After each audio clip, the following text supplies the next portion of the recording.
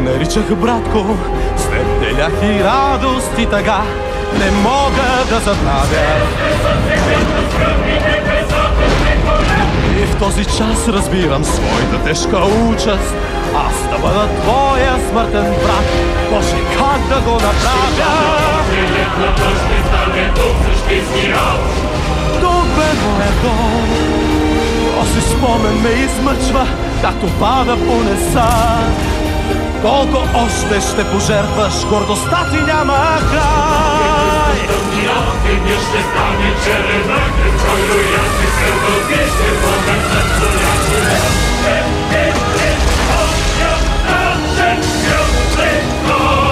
Трябва да отстъпиш, още ли се бавиш, до кога? Дай ми свобода.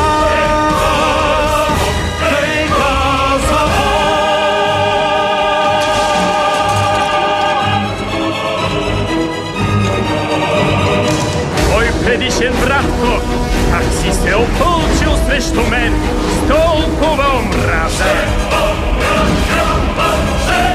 Но няма да отстъпя, не се боя цената да платя. Даже да сгреша, няма да ви дам. Аз